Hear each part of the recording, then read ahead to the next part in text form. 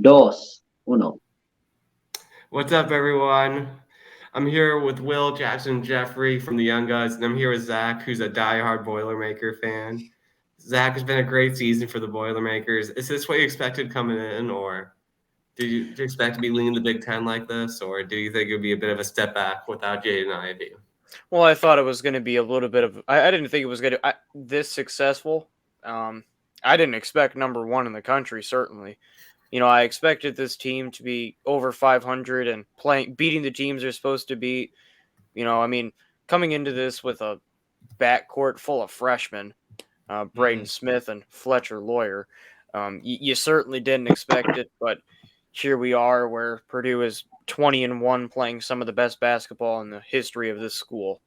So Mm-hmm. definitely a very good season so far, but definitely not as successful as I anticipated. Mm-hmm. What do you think's made the? I mean, do you think it's just Zach Edey taking it? Like, was how talk about how he's improved from last year, Well, if he had. there's some things that Zach Edey has that are very uncharacteristic for. I mean, his touch around the rim and the way he moves. Mind you, he's shooting a free throw percentage of like almost 75, which he has massive hands and he's shooting with that small of a ball.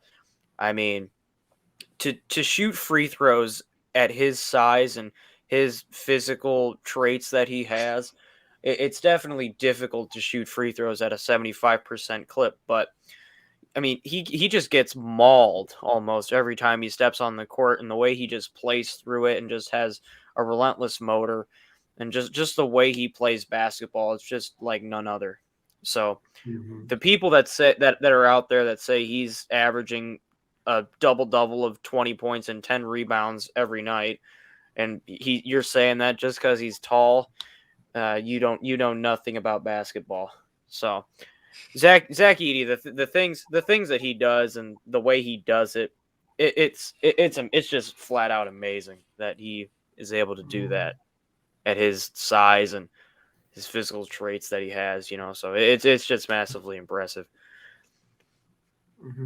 And talk about the Purdue fan base. How excited are they? Do they think this is the year they could finally break through?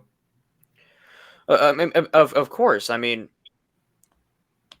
this is probably one of the best teams that Purdue has had since the last time they went to a Final Four in 1980.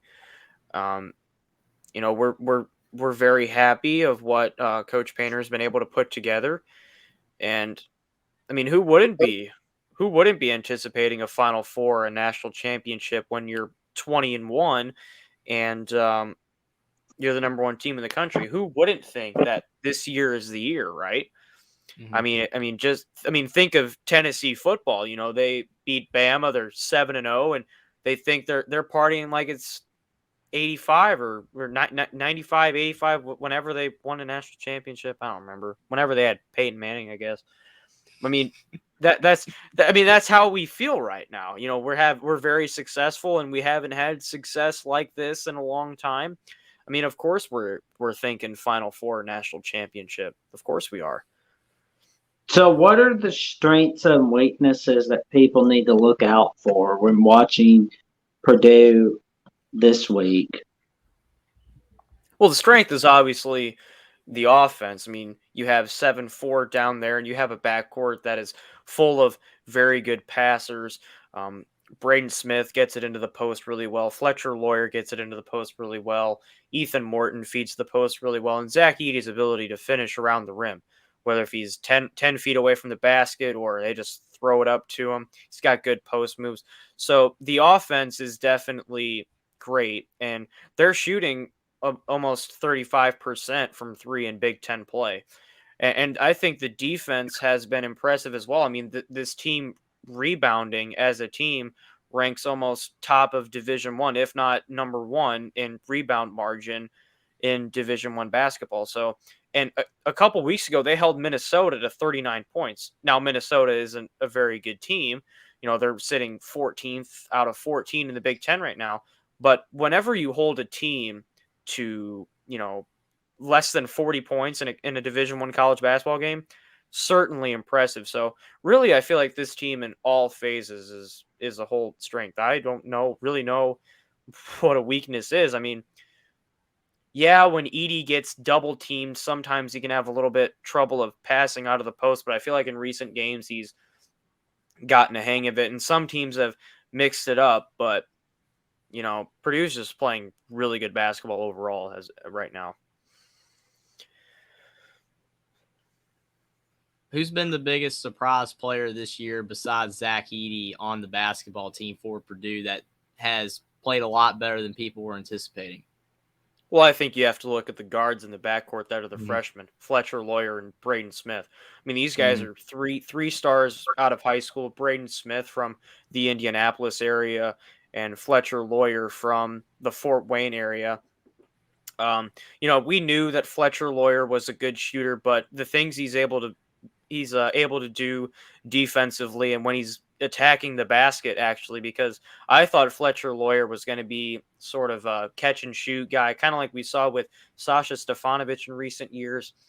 And then you look at Braden Smith, he's just running the show offensively, great passer, great on the defensive end. So really all that we've seen from the freshman guards in the backcourt has certainly been impressive, and I personally didn't expect. I knew these guys were great players coming out of high school and in-state products, but I didn't think they were going to be this good. So Purdue has had a history of underachieving these last several years in March Madness. Is this year, because this year doesn't look like it'll be the case, but if it is the case, what are the reasons for why, if they do wind up underachieving again this year? So wait, say reasons for underachieving is what you said? I didn't catch it. Yeah. If they wind up underachieving, coming up short again this In year. March Madness. Yeah.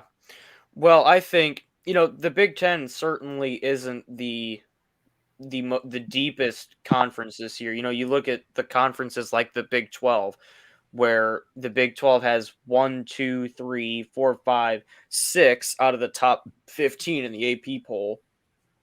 Where you look at the Big 10 and you have, Northwestern is in second place right now as we speak, and Rutgers is in third place right now as we speak. So I feel like the Big Ten Conference is a little weaker this year, but there's been some times where teams have gotten out and did a little bit of a full court press on Purdue. Iowa was most notable last year. Purdue hasn't played Iowa yet this year, but last year in the Big Ten tournament, in the championship game, Iowa came out with a little bit of 1-2-2 pressure where it kind of gave Purdue's guards from last year a little bit of trouble, and teams have sort of done that this year. They've came out this year with a little bit of 1-2-2 full court that has caught Purdue up slipping a little bit, but I mean they're 20-1 right now and hasn't bothered them too much, but it gets them in spurts where they're weak a little bit. So maybe if a team plays that style, but this year they played in Portland in the Phil Knight tournament where they came up with wins against Duke and Gonzaga and West Virginia. And they had a game against Marquette, who is being projected as a 4 seed right now. So I feel like that early preparation has certainly helped them. But, if the guards, I feel like play against a defense where they come out full court press, it could be a little bit of trouble. But, yeah, I really don't know other than that. I mean, do you believe that the style of play that Purdue has with like these 7-foot+ centers that they've had throughout the past decade is when they make March Madness, the way they play, does it hurt them in the tournament, you think, or do you think they just have bad luck? It has nothing to do with the style of play. Well, I think the 7-footers, I think, could be an advantage. I was at the Purdue game against Texas in the second round last year, and I feel like having that 7-footer there played a big advantage because you get the ball down to Edey against a Texas team where their tallest player is Timmy Allen or Dessou, who's only about 6'9", 6'10", and I thought it had much of an advantage, and Purdue probably had like 40 free throws that game, I think I can recall. But yeah, I think the 7-footer could be an advantage now. But last year when they matched up, I think it's just a matchup thing, I guess, because last year when they ran into St. Peter's, St. Peter's was full of undersized, fast guys, right? They were all undersized and they were speedy and quick.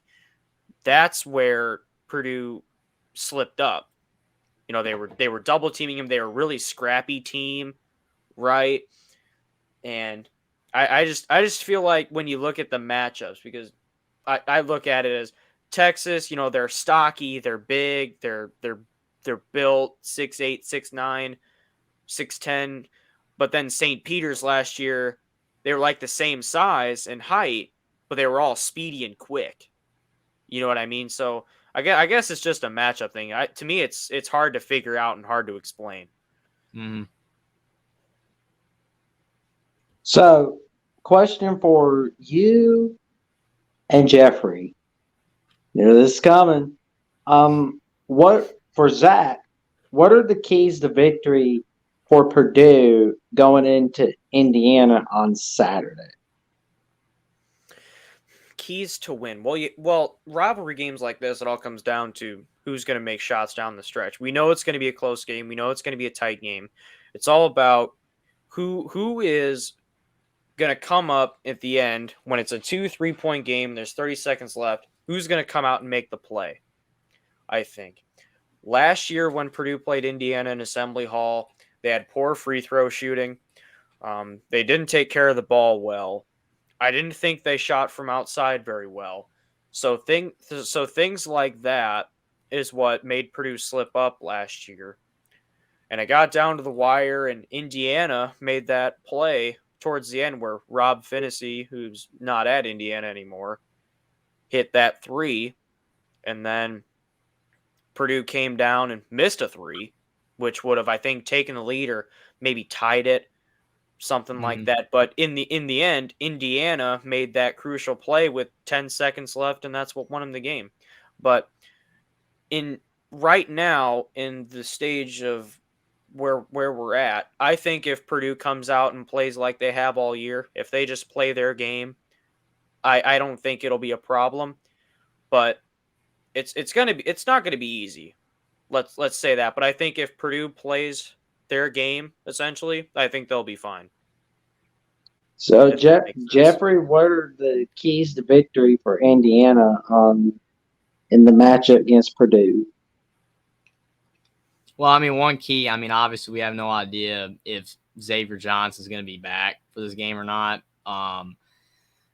because he's obviously still out with a broken foot. But if he's playing in this game, when Indiana played on the road at Purdue last year, Xavier Johnson to Trace Jackson Davis in the pick and roll was just killing Purdue because Zach Edey couldn't guard it. Because Xavier Johnson would drive, and then Zach Edey would come out a little bit, and then Johnson would throw it over the top to Jackson Davis, and it was a dunk. It happened like 6 times in the second half, and Purdue ended up winning that game by 2. But, to me, in the first matchup with Indiana-Purdue, that was when Indiana wasn't doing the pick and roll, and Jackson Davis was more in the post, and he got 2 quick fouls with Edey, and then he was out of that game.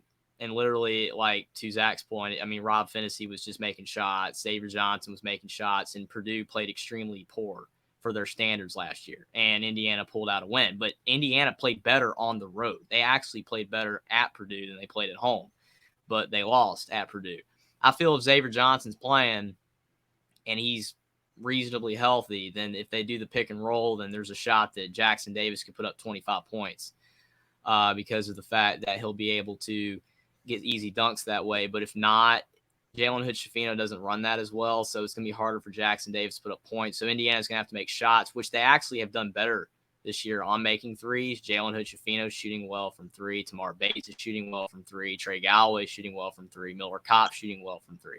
So it's really going to come down to Indiana making shots. It's at home, so the home crowd's obviously going to help out Indiana as long as the building doesn't fall apart. Indiana should be fine with that. But I think it's going to be a close game either way. But the one thing that helps out Indiana and hurts Indiana is that what helps is that Purdue has struggled on the road. They barely won at Ohio State. They barely won at Michigan. They barely won at Nebraska. So they're beatable when Purdue goes on the road. But the thing that hurts Indiana is that Purdue has found ways to win all those games on the road. So Indiana's got to find a way to be, and they barely won at Michigan State. Indiana's got to find a way to not be those teams. They cannot be Michigan State. They cannot be Nebraska. They cannot be Ohio State. They cannot be Michigan that fell just short at home against Purdue. They have to find a way to beat Purdue. But Purdue plays so fundamental basketball so very well with Matt Painter, who's just one of the best coaches in college basketball, of getting the most out of his players and drawing up plays. It's going to be extremely tough to get it done. Mm-hmm. Going to be a fun rivalry on Saturday on ESPN. Zack, like, have you watched much Indiana? Like, what do you think? Like, do you think that they're for sure the second best team in the Big Ten, like, when healthy, or are you just not really worried? Well, that's an interesting question. I think Indiana's pretty talented. I obviously don't think they're the most talented. I think Purdue is. But yeah, they're very talented. Trace Jackson Davis is a fantastic player. I mean, he had a triple-double this year. Jalen Hood-Schifino, the 5-star freshman, I think he's enjoyable to watch. He's very good in open space. And they have some supporting pieces around Hood-Schifino and Trace Jackson Davis that I think are solid players, and I think they're a pretty solid team. Although I just think with the level that Purdue is playing on, I just think, down the line, it's going to be tough to stop them. But when you're talking about, second most talented, there were some teams at the beginning of the year where we were in early November that I thought were more talented and were going to play better than Indiana. When I look at Illinois, they had Terrence Shannon, they had Sky Clark, 5-star freshman. They had Meyer, who came in from Baylor.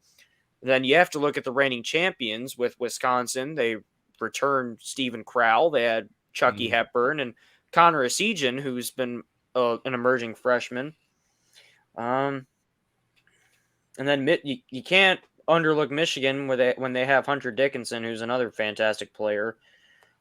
But I mean, there's so many teams that have underachieved in this league that you have to view Indiana as one of the teams that's been playing more well than anyone else. So I think in the stage of the league right now, I think it's going to be one of the top games of the year coming up. I mean, if you take away the injuries, that Indiana has suffered throughout the season, there's a really good chance if they're healthy that they're probably, instead of 15-6, 17-4, and they're 8-2 in the Big Ten instead of 6-4. So I mean, it would be an even more. Oh, no question. So, because I mean, judging by that, you would say Indiana's the second best team in the Big Ten because of the fact the other teams have underachieved, and those other teams haven't had the same injury issues. They've just underachieved. Indiana had issues on why they've underachieved so far, but they're getting healthy and they're playing better. So I don't know. I agree with you. I think Illinois is the only team that you can argue is more talented than Indiana, possibly. But it's those three teams. There's no other teams that are as talented. The whole roster up and down. But what's your take on Northwestern out of all schools? I'm impressed with this, but what's your take on Northwestern being in second place in the Big Ten right now? Well, it's definitely crazy because you look at Northwestern the past couple of years, they're playing on the first night of the Big Ten tournament where they're in that 11, 12, 13, 14 range. But the reason why they're having so much success is they're sitting at 15-5 overall, and they're 6-3 in Big Ten play. They have pretty good guard play with Boo Buie and Chase Audige. Boo Buie? That's his name. Oh, man, that sounds like something from Quick Draw McGraw, man. Oh, man. I mean, you have Boo Buie and Chase Audige running the show. Audige averaging 15 a game, and Buie averaging 15 a game. Then you have some pieces around them like Barron and Ty Berry and Nicholson and Barnheiser, who are probably their top rotational players. And really, when I hear people talking about Northwestern, they keep talking about the defensive identity that the Cats have adapted to. They're just playing lockdown defense right now as a team, and that's partially why they're having so much success, and probably the main reason why they're having so much success. So Chris Collins has definitely done a good job, and it's crazy to think that Northwestern loses Brian Young to the transfer portal, who went to Duke. Then you also lose Pete Nance to the transfer portal, who goes to North Carolina, who were a year ago probably Northwestern's top 2 players. And here we are, Northwestern loses those guys, and they're sitting at 6-3 in Big Ten play and 15-5 overall. And they currently have a double bye in the Big Ten tournament. And it's just the good defense they've been playing as a unit, and Boo Buie and Chase Audige have been playing well together. And it's just Chris Collins has found a formula to work. I think what's crazy about Northwestern with Boo Buie and Chase Audige, though, is that they've always been really good players at Northwestern, but the consistency hasn't been there, especially Chase Audige. He was one of the most inconsistent players that I'd ever seen, because I remember one game that they played Indiana and he had like 25 points and he lit Indiana up, and I think Northwestern won. Then the next game he had 0.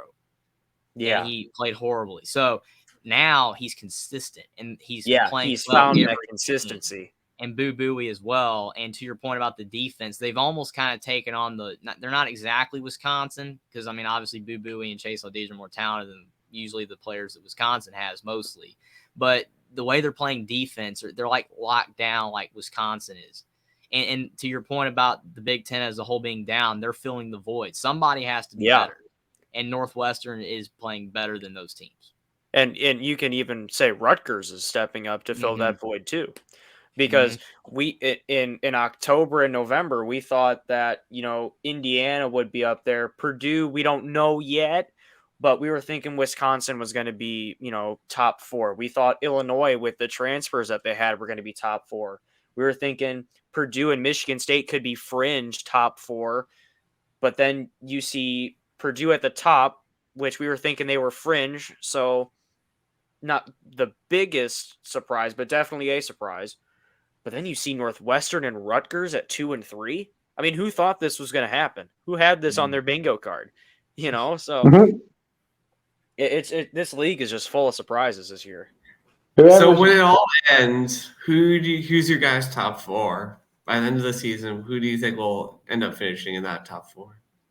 Jeffrey and Zach. I would probably say Purdue, obviously. Purdue has a 3-game lead, which I think is really tough for a team like Northwestern and Rutgers to overcome. Especially Northwestern has to play Purdue one more time, maybe 2 more times. I'm not sure if Purdue and Northwestern have played once. They may have, they may not have, but I know Purdue has to travel to Evanston in February. Well, they only play once, so. Oh, so that's their only matchup this year? Yep, only matchup that we know of. Okay. See, it's just tough to predict if Northwestern and Rutgers will keep this up. Because I think Michigan State could make a run towards I the wonder end. if they could make a run at the Final Four as a surprise team this year. I don't know. They have Tyson Walker at their point guard, who put 30 on Purdue. Malik calls out, which is tough right now. That's why they're struggling. Say that again? Malik Hall's out for Michigan State right now. Malik Hall is playing, but he's coming off the bench. He was hurt. He missed he was hurt, games. But he's not in the starting lineup. He was hurt, but he is playing. He's coming off the bench. Well, I feel like with this top 4, I think you could shift some teams around. Like maybe you can say Indiana will finish second, and then Rutgers and Northwestern will finish up 3 and 4. Mhm. But I just don't want to underlook Illinois and Michigan State.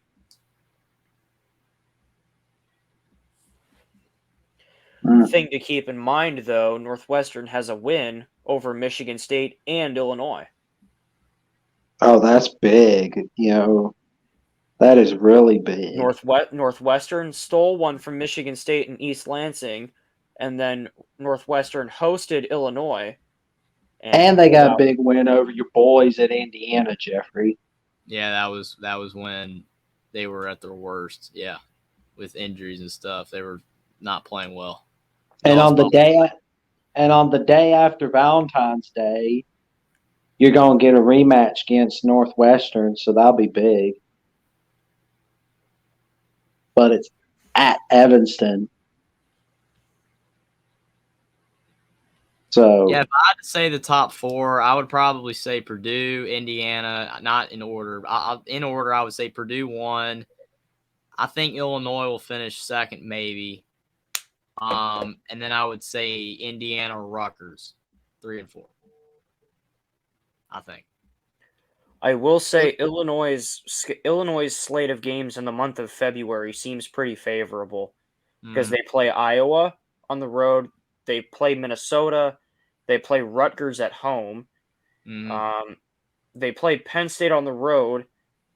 Really, the only tough game Illinois has to go to Indiana in February. Plus, they play Northwestern at home, which I would assume in Illinois' home environment, they would beat Northwestern. And there's a rematch against Ohio State on February 26th. Then there's Michigan on the 2nd of March. And on the 5th of March, on Fox, Illinois has to go to Purdue. Which Illinois could beat Michigan at home. I feel like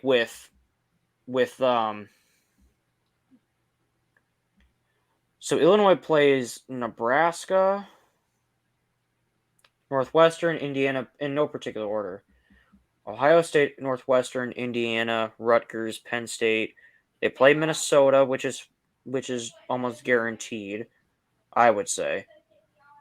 So this remaining schedule, I think, looks pretty favorable for Illinois. Yeah, they should finish in the top 4 if they keep playing better. Yeah. Probably not winning the whole thing, but definitely getting a 2-game bye in the Big Ten tournament, which for them could be very important. Oh, yeah. It'll help plenty. Yeah.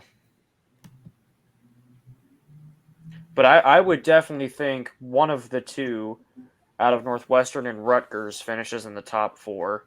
I would think Indiana finishes in the top 4. And I think Illinois would be top 4. And if Illinois doesn't make the top 4, I think the top 4 that we have right now will hold. But you may see some positions flip-flop. Like you might see Northwestern at 4 and Indiana at 2. We don't know. But Illinois' schedule remaining does seem pretty favorable to finish top 4. Yeah, I like those 5 teams. Yeah. Yeah, Indiana, Illinois, Rutgers / Northwestern, Purdue. Those 5, and maybe Michigan State somehow comes back, but it's I don't know. It's possible. Yeah. I feel like no one in the Big Ten does less with more talent than Brad Underwood, though. Like, do you guys think he's actually a good coach, or just? Well, Illinois is more talented than Indiana this year. I think that's why I said I would put Indiana at 3rd in the talent department. Because Illinois, I mean, that's why if you saw preseason picks, it was Indiana to win the league, but Illinois was right there. Some people actually had Illinois picked to win the league because they're talented, man. I mean, they brought in so many transfers. The issue is meshing it together. And you see that same problem with Ohio State this year, meshing all that talent together, and it's really not working out right now at Columbus. I mean, and the thing is, does Bryce Sensenbaugh go one and done. Probably. Because if he does, then that hurts you meshing your talent together. That hurts a lot. And, we were on the topic about the top 4. I'm looking at what Michigan State has left. Michigan State has to go to the RAC. They have to play on the road at Rutgers. They have to play at Michigan. They have to play at Iowa. And they have to play at Nebraska. And they play at Ohio State, which they're playing on the road at some bottom 4 teams. But let me tell you, some of those bottom 4 teams that host Michigan State could steal one. I don't think Nebraska's a bad team. I don't think Iowa's a bad team, which Iowa's not bottom 4, but they're certainly bottom 3rd. Oh, that Michigan State Rutgers game, that's actually going to be at Madison Square Garden for Big Ten Super Saturday. Yep. That's going to be on Fox. So they're going to have like a basketball game and a hockey game on the same day, I think. So that definitely helps out Michigan State. But they have to go to Ann Arbor, they have to go to Lincoln, they have to go to Iowa City, which Nebraska might be, 3rd or 4th to last, but they are not a bad team. And then especially Iowa, now that they have Patrick McCaffrey back.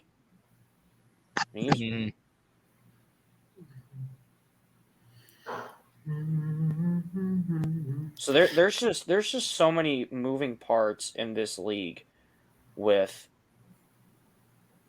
that would affect how the final standings for the Big Ten tournament lay out. There's just so many moving parts. True. I mean it's gonna be fun to see how it all ends. Of course. Curious to see what that tournament's gonna look like. That's gonna be fun. Yeah.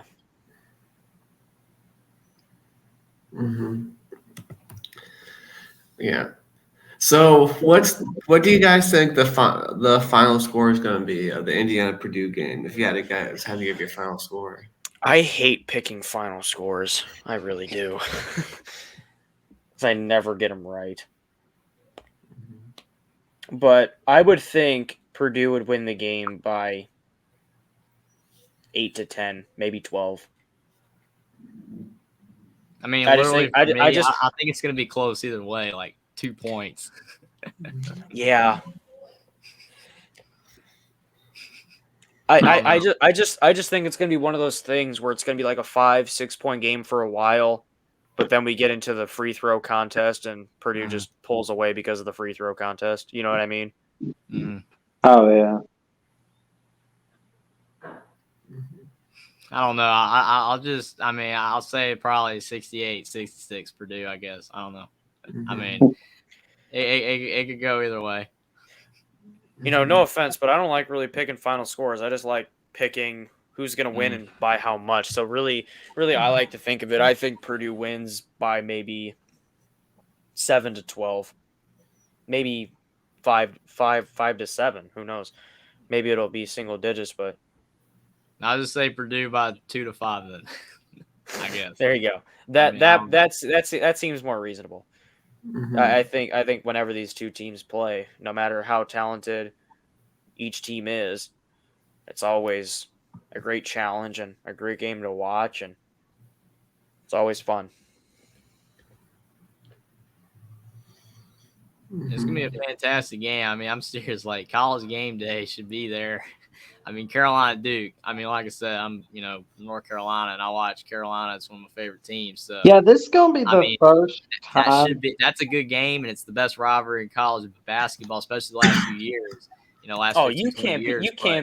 You can't be an Indiana fan and say that Purdue and Indiana is not the best rivalry in college basketball. Well, I mean, he's a Bama, North Carolina, it's a warped story because I'm from North Carolina and I've grown up watching Carolina basketball, but I only started watching Indiana because of the fact that they haven't been good in a long time. And Yeah. just like bandwagon. Like, come on, get back to what it used to be. You know what I'm saying? But I don't know. I mean, I think Indiana Purdue. I mean, this year is unless Carolina Duke somehow becomes a thriller, it's a better game, and game day should be there. But it is what it is. Yeah, I'm not understanding how game day isn't at Indiana Purdue, but I mean Duke and North Carolina have just been, how do I put this, really sloppy so far this year. Mm-hmm. Yeah. But I mean, Duke and North Carolina good and all, but I think people want to see Indiana Purdue. Mm-hmm. Yeah.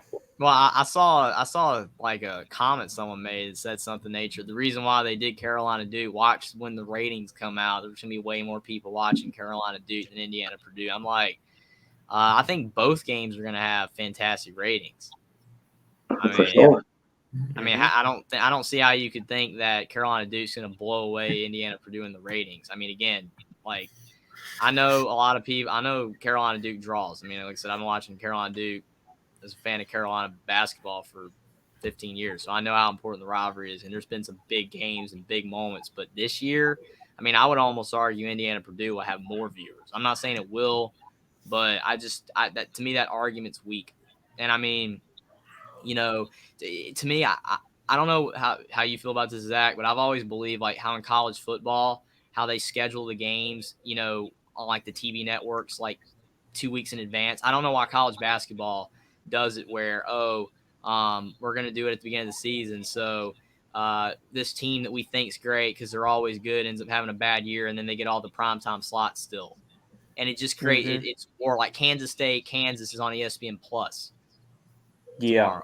It's not a very good marketing Kentucky Ole strategy. Miss is on Kentucky Ole Miss is on ESPN, and Indiana Maryland's on ESPN too. I would put Kansas State on ESPN, and then Indiana Maryland ESPN too. That's fine, and then or put one of those games on as the late game on ESPN, the other one on ESPN the early game, and then have Kentucky Ole Miss on ESPN too, because obviously they don't put SEC on ESPN Plus, but you can't have a top 10 matchup on ESPN Plus. And then the commentators play it off as, this is why you got to have ESPN Plus. No, it's insanity. You cannot tell me that game should be on ESPN Plus. It's because you scheduled it for that beginning of the season thinking K-State was going to be a horrible team like usual, which I just don't like. Well, Kentucky this is not a game that should be on ESPN. It just should not. Yeah, be. it's just like how on Saturday night at like 10:30 or Monday afternoon, we figure out where game day's going because they don't have the times picked yet. They wait for results. They wait for people's records and see what the matchups are, Oh yeah. But, Gonzaga St. Mary's will also be a great game to watch on Saturday night. Yeah, and if St. Mary's pulls that one off, there's a good shot. They got the West Coast Conference in hand. Yeah.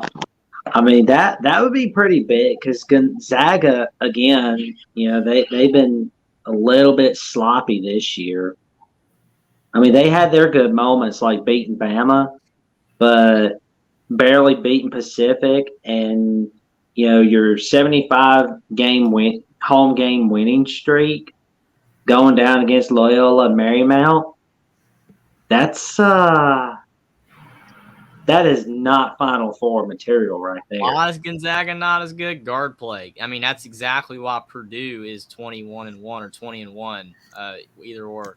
I mean, the reason why they're good is because the two guards, the freshman guards, as Zach pointed out, Braden Smith, Fletcher Lawyer, have overachieved exponentially what anybody thought they were going to do. That's why they were middle of the pack team in the preseason. They've been fantastic. And, I mean, they're making shots. They're passing the ball. Gonzaga does not have good guard play.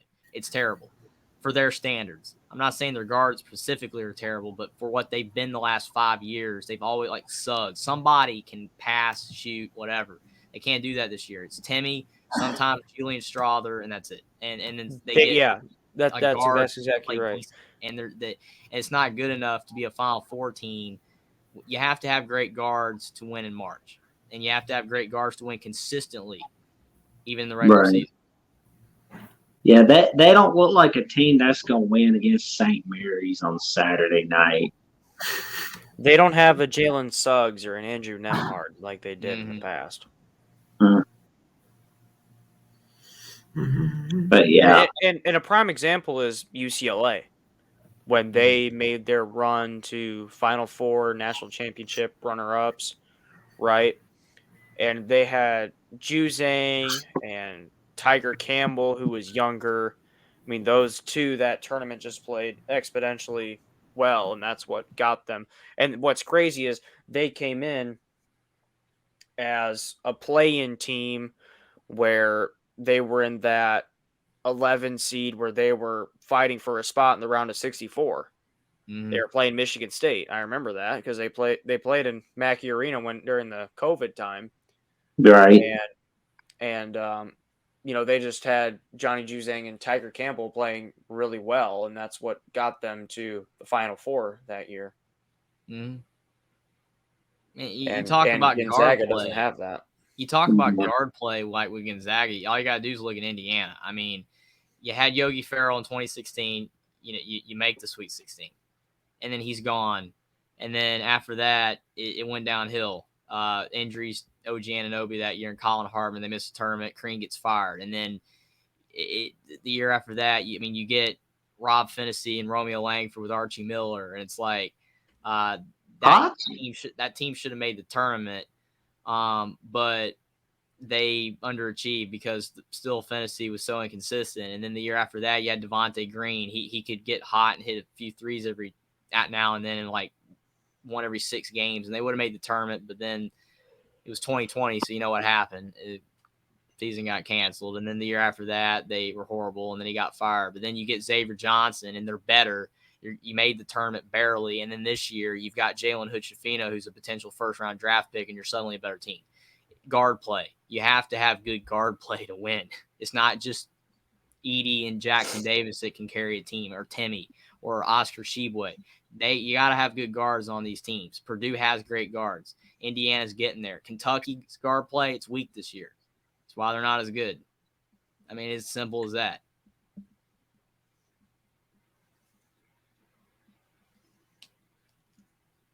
Yeah. So, guys, I think this was a great basketball discussion. Zach, It most certainly was. Zach, for those who want to talk about Purdue basketball or football or want to talk about college football, basketball, where can they find you? Well, you can find me on college football all across America, which we haven't done in a bit, but I have a feeling that we will pick up this off season, and I'm going to change my name. You can find me on Twitter at. Give me 1 second. You can find me on Twitter at right there where I changed my name. There you go. And I have my own channel that I haven't uploaded on in a while, but soon I'm going to have a more free schedule where I think I'll have time to do some stuff over there at Zack the Purdue Fan, which is what I go by for when we have AAA shows and stuff like that. I've showed up on the Mark Rogers community side of YouTube a little bit with Will and Tony Altimore and some of those guys. So yeah, that's really much it. There we go. Well, check out Zach on Twitter and check out the show College Football Across America. Check it out and check out this show, The Young Guns. Like, comment, subscribe, and we'll catch you next time. Thanks for coming on, man. See you guys.